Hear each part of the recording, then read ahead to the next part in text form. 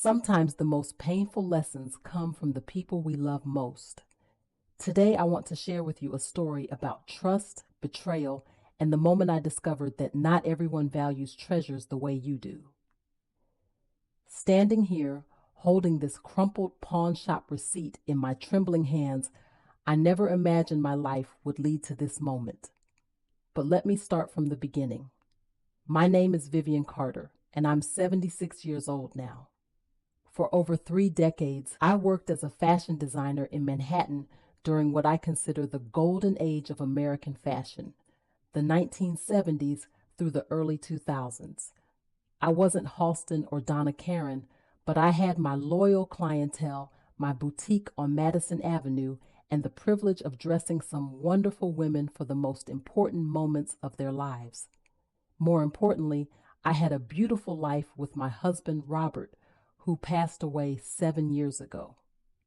Robert wasn't a wealthy man when we married in 1969, fresh out of Parsons School of Design with stars in my eyes and holes in my stockings. He was an accountant, steady and reliable, the kind of man who brought me coffee every morning exactly how I liked it, and never once complained when I turned our dining room into a makeshift studio, fabric swatches covering every surface. But over the years, as my career flourished and his practice grew, we built a comfortable life together. The jewelry, oh, the jewelry. Each piece tells a story, you see. The Art Deco diamond bracelet was a gift from my mentor, Claire Hoffman, when I opened my first boutique in 1975. The pearl choker came from Robert on our 10th anniversary, purchased from a small jeweler in the Diamond District who let him pay in installments for 6 months.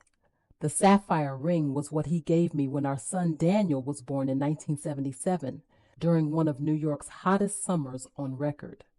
I remember lying in that hospital bed, exhausted and elated, as Robert slipped it on my finger and whispered, "Now you have two precious blue-eyed boys."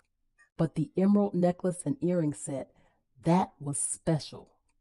Robert gave it to me on my 50th birthday in 1999, just as the world was preparing for Y2K and we were celebrating half a century of my life.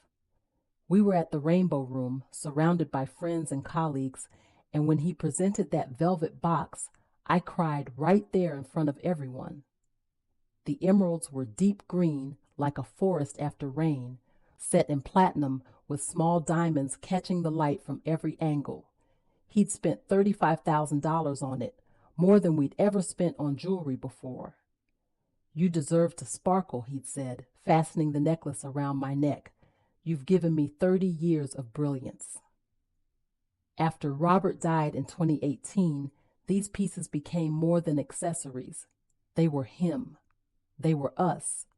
They were proof that our love had existed, had mattered, had created beauty in the world. I kept them in a safe in my apartment, taking them out sometimes just to hold, to remember. My son Daniel had always been, how do I put this delicately? He was our only child, and perhaps we spoiled him. Robert wanted to give him everything we hadn't had growing up during the Depression and post-war years. Daniel went to good schools, took tennis lessons, spent summers at camp in the Adirondacks. He was charming, handsome, and had a talent for making people like him immediately. He also had a talent for spending money he didn't have, but we didn't see that clearly until it was too late. When Daniel was 38, he brought Melissa home. It was 2015, and I remember thinking how young she looked. She was 29, nearly a decade his junior. She had this breathy way of speaking, wide eyes that seemed perpetually impressed, and a knack for saying exactly what you wanted to hear. At their first dinner at my apartment, she circled my living room like a curator in a museum, exclaiming over every piece, "Mrs. Carter, may I call you Vivian? Oh, you have such exquisite taste. These curtains, this sofa, and oh my goodness, is that an original Warhol print? And your jewelry box. I noticed it on your dresser when I used the powder room. It's absolutely stunning, like something from a movie." I should have noticed that she'd been looking through my things, but I was flattered. After Robert's death, I'd been lonely, and here was this young woman treating me like I was fascinating, relevant, still part of the world. Daniel seemed happy, and isn't that what mothers want? They married 6 months later in a lavish ceremony that I suspect they couldn't afford. I offered to help, but Daniel was proud, insisting they had it under control. The wedding was at a vineyard in Napa Valley. They'd both always wanted a destination wedding, Melissa said. I wore my sapphire ring and pearl choker. Melissa wore a designer gown with a cathedral train and carried orchids that cost more than my first car. After the wedding, Melissa was attentive in a way that felt almost too perfect. She called every Sunday, sent me articles about fashion history she thought I'd enjoy, invited me to lunch at trendy restaurants in Soho where the portions were tiny and the prices astronomical. During these lunches, she often steered the conversation to my jewelry collection. Tell me about the emerald set again, Vivian. Robert gave it to you for your 50th? That's so romantic. Men don't give gifts like that anymore, do they, Daniel? She'd elbow my son playfully, and he'd grunt noncommittally, distracted by his phone. I told her the stories. Every time she asked, I told her because it felt good to remember, to have someone interested in these memories that felt increasingly distant. Their first anniversary approached in the spring of 2016. I was planning to give them a check, something practical since I knew Daniel's consulting business had been struggling. But before I could, Melissa came to visit my apartment alone. This wasn't unusual. She'd taken to dropping by occasionally, always bearing expensive coffee or pastries from the French bakery on my corner. That day, she settled onto my sofa with a sigh that seemed practiced. Vivian, can I be honest with you? Woman to woman? Of course, dear. I've been feeling inadequate lately. She twisted her hands in her lap. All of Daniel's colleagues' wives, they have these beautiful heirloom pieces, family jewels, you know, emeralds and diamonds passed down through generations, and I have nothing. My family, well, we didn't have much. My mother's nicest piece was a Pandora bracelet. She laughed, but it sounded hollow. Sometimes at events, I feel like I'm wearing costume jewelry while everyone else is wearing their family's history. My heart ached for her. I remembered being a young wife, wanting to fit in, to belong. Melissa, true elegance isn't about what you wear. I know. She looked up at me with those wide eyes now shimmering with tears. But Vivian, I've always admired your emerald set, ever since I first saw you wearing it. It's so you, elegant, timeless, sophisticated. Sometimes I imagine what it would be like to wear something so beautiful, so meaningful, to have that connection to family history, to love. She paused. I'm sorry. I shouldn't have said anything. It's inappropriate. I sat there in my apartment, sunlight streaming through the windows onto the polished hardwood floors Robert and I had chosen together in 1985. I looked at this young woman who'd married my son, who called me regularly, who seemed to genuinely care, and I thought, what am I saving these pieces for? I was 71 years old. How many more occasions would I have to wear $35,000 emeralds? Wasn't the point of beautiful things to be enjoyed, to be worn, to be loved? Let me think about it, I told her. She brightened immediately. Really? Oh, Vivian, I wasn't asking. I know, dear. Let me think about it. That night, I took the emerald set from my safe. I held the necklace up to the light, watching the gems catch and refract, creating tiny rainbows on my bedroom walls. I could almost hear Robert's voice. You deserve to sparkle.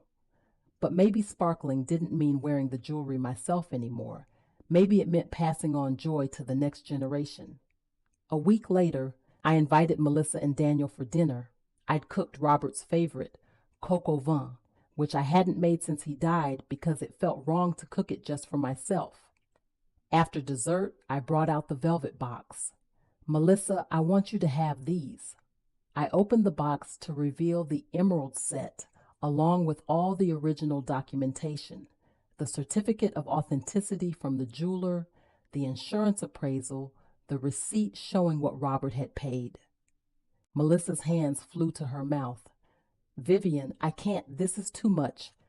Your family now, and these pieces should be worn by someone young and beautiful, someone with occasions to wear them. I want you to have them. She threw her arms around me, and I could feel her trembling. I'll treasure them forever. I swear, Vivian, I'll take such good care of them. They'll never leave my sight. Thank you, thank you, thank you. Daniel hugged me too, whispering, This means a lot to her, Mom, to both of us. I went to bed that night feeling lighter than I had in years. I'd done something generous, something Robert would have approved of. I was passing on love, legacy, connection. That was in June of 2016. By September, my entire world had shattered. It was a Thursday afternoon, unseasonably warm for late September. I had a dental appointment downtown, and afterward, I decided to walk instead of taking a cab. New York was beautiful that day, the kind of day that reminds you why you've spent your entire adult life in this chaotic, magnificent city. I walked slowly, window shopping, watching people rush past with their coffee cups and their earbuds and their determined expressions. I was on a side street in the West Village, somewhere I rarely ventured, when I saw it. Or rather, when it saw me, that's how it felt. The emerald necklace, displayed in the window of a pawn shop called Golden Memories, positioned between a saxophone and a collection of vintage watches. I stopped so abruptly that a man behind me nearly collided with me and muttered something unflattering before hurrying on. But I couldn't move. I stood there on that sidewalk, people flowing around me like water around a stone, staring at my necklace. My necklace. There was no doubt. I knew every facet of those emeralds, the way the platinum chain had a tiny twist in the third link that no jeweler had been able to fix without compromising the piece. There was even the almost imperceptible scratch on the largest emerald, put there when I'd gotten it caught on a beaded dress at a gallery opening in 2003. My hands were shaking as I pushed open the door. The shop smelled like old leather and disappointment, crowded with the desperate remnants of other people's lives. Wedding rings, guitars, electronics, fur coats from an era when wearing fur wasn't controversial. Behind the counter sat a man in his 60s, reading the Post. Can I help you? He didn't look up. The emerald necklace in the window. Where did you get it? Now he looked up, assessing me with practiced eyes that could probably spot a desperate seller from across the room. You interested in purchasing? Where did you get it? My voice was louder than I intended. He set down his paper slowly. Lady, you okay? That necklace is mine. It was stolen. His expression hardened. I don't deal in stolen goods. Everything here is legitimate, purchased legally from people with valid ID. Please, I was begging now and I didn't care. Please just tell me who sold it to you. He studied me for a long moment, then sighed and pulled out a ledger from beneath the counter, an actual physical ledger like something from the 1950s. He flipped through pages. Emerald necklace and earring set, platinum and diamond accents, came in July 15th, sold by A. He squinted at his own handwriting. Melissa Carter, young woman, blonde, maybe 30, had all the paperwork, certificate of authenticity, insurance appraisal, the works. Said it was a gift from her mother-in-law, but not her style. I gave her $8,000 for the set. The room tilted. I gripped the counter to steady myself. $8,000. For jewelry worth $35,000, she'd accepted $8,000, and she'd done it barely a month after I'd given it to her. You can buy it back if you want, the man continued, his voice gentler now. Store policy, purchase price plus 50%, so $12,000 for the set. $12,000 to buy back my own jewelry. Jewelry I'd given in good faith, in love, believing it would be cherished. I don't remember much about getting home. I know I took a taxi, clutching the receipt the pawn shop owner had given me. I know I sat in my apartment as the afternoon light faded, holding that piece of paper, trying to understand how this had happened. Finally, with shaking fingers, I called Daniel. He answered on the fourth ring, sounding distracted. Mom? What's up? Kind of a bad time. I need you to come to my apartment now. Something in my voice must have registered because he said, Is everything okay? Are you hurt? Now, Daniel? They arrived 40 minutes later, both of them, which confirmed my suspicions. He told her immediately. Melissa's face was pale, her eyes red-rimmed. Daniel looked annoyed and defensive before I'd even said a word. I placed the receipt on my coffee table. Explain this. Daniel picked it up, glanced at it, and set it down. Mom, explain it, Melissa spoke, her voice small. Vivian, I can explain. I gave you those emeralds 3 months ago. You swore you treasured them. You sold them to a pawn shop for $8,000 less than 6 weeks later. We needed the money. Melissa's tears were flowing now. You don't understand. Our credit cards were maxed out. We had bills. You needed money, so you sold jewelry worth $35,000 for $8,000 to a pawn shop? Melissa, if you needed money, why didn't you ask me? Because you would have lectured us. Daniel stood up, his face flushed. You would have gone on and on about financial responsibility and living within our means, and so instead you lied to me. You let me believe you were treasuring these pieces when you'd already pawned them like common criminals. Common criminals? Daniel's voice rose. Jesus, Mom, they're just things, just jewelry. Why are you being so dramatic? Just things. Just jewelry. I looked at my son, this man I'd raised, this person I'd given everything to, and saw a stranger. Those emeralds were the last gift your father gave me before his health started failing. Every time I wore them, I felt him with me. They weren't just things, Daniel. They were us. They were our love, our life together, our memories, and I gave them to your wife because I trusted her, because I trusted both of you. Vivian, please. Melissa reached for my hand, but I pulled away. How much do you owe on your credit cards? They exchanged glances. Mom, that's not... How much? About $45,000, Daniel muttered. And your wedding? The one you insisted you could pay for? We put it on cards. We thought Daniel's business would take off, that we'd pay it down quickly. Instead, you sold my jewelry for a fraction of its value and lied to my face about it. I stood up, suddenly exhausted. I'm going to buy the emeralds back from the pawn shop. They want $12,000, and then I want you both to leave. Mom, you're overreacting. Get out of my house. They left, Melissa crying, Daniel furious. I sat alone in the gathering darkness, in the apartment where Robert and I had built our life, and wept.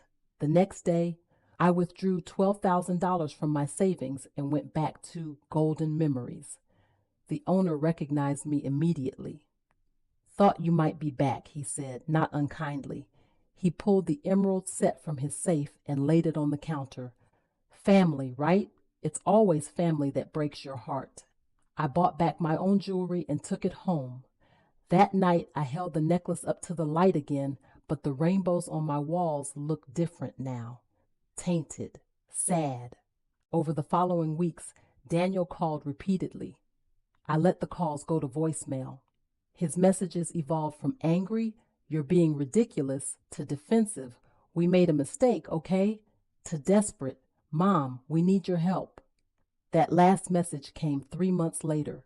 Their credit card companies were threatening legal action. Daniel's business had folded.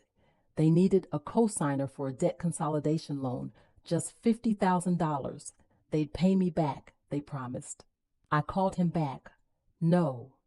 Mom, please, we're drowning here. You're my mother. You have to help us. I gave you something priceless, and you sold it for $8,000. Why would I give you $50,000? Because I'm your son.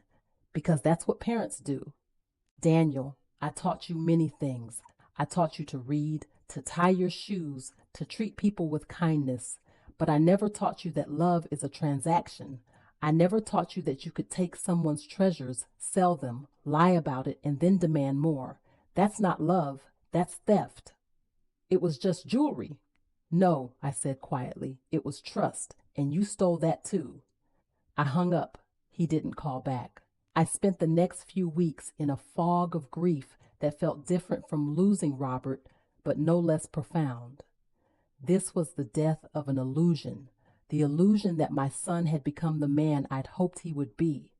I'd lost Robert to cancer, to the cruelty of biology, but I'd lost Daniel to something worse, to entitlement, to dishonesty, to the belief that things mattered more than relationships.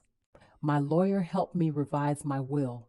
The jewelry, all of it, would go to the Metropolitan Museum of Art's costume collection, where it would be preserved, studied, appreciated, where it would be safe. Daniel and Melissa didn't try to contact me again until Christmas. They sent a card, generic and impersonal, with a printed message about peace and family. Inside, Melissa had written, "We're sorry things turned out this way. We hope you can forgive us someday." I didn't respond. Now, 4 years later, we maintain what I suppose you'd call a relationship. We see each other on Christmas Day for a few hours. We're polite. We're cordial. We're strangers who happen to share DNA. They've never apologized properly, never really acknowledged what they did beyond that greeting card platitude. Daniel seems to believe that enough time has passed that I should get over it, as he said last Christmas when I declined their invitation to Thanksgiving. "It's been years, Mom. How long are you going to punish us?" "I'm not punishing you, Daniel. I'm protecting myself." And I am, because I learned something valuable. Even if the lesson cost me $12,000 and my relationship with my son, not everyone treasures what you treasure. Not everyone values what you value. And love, real love, isn't about grand gestures or expensive gifts. It's about respect, honesty, integrity. It's about cherishing what someone gives you, not because of its monetary value, but because of what it represents. My emeralds sit in a safety deposit box now, along with all my other pieces. Sometimes I take them out and hold them, but I never wear them anymore. They remind me of two things: how much I loved Robert and how wrong I was about my son. Next month, when I turn 76, I'm having lunch with the curator from the Met to finalize the donation. She's thrilled about the collection, particularly the emerald set. She showed me where they'll be displayed, in a case dedicated to late 20th century American luxury jewelry alongside pieces from similar eras. There will be a placard with my name and Robert's explaining the significance of each piece. "They'll be here long after we're all gone," she told me, "preserved forever, appreciated by thousands of people who love beautiful things." That thought brings me more peace than I expected. The emeralds will be cherished, just not in the way I'd originally imagined. Not passed down through generations of my family, but shared with generations of strangers who will appreciate their beauty without coveting their value. I think Robert would understand. He always said the purpose of beautiful things was to bring joy, to create connection, to remind us that life could be elegant even when it was hard. These emeralds did that for us. They'll do it for others now. As for Daniel and Melissa, I genuinely wish them well. I hope they've learned something from what happened, though I suspect they haven't.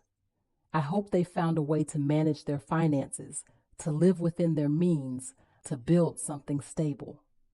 But it's not my responsibility anymore. I've learned my own lesson, that love and trust are the most precious things we can give, far more valuable than any emerald. And once they're pawned, once they're sold for less than they're worth, you can buy them back, but they're never quite the same. There's always a scratch, a twist in the chain, a reminder of how carelessly they were treated. So to anyone listening to an old woman's story, guard your treasures carefully, but guard your trust even more carefully. Give generously, but give wisely. And remember that the measure of a person isn't in what they ask for, but in what they do with what you give them. My emeralds taught me that lesson. It was an expensive education, but perhaps the most valuable one I've ever received.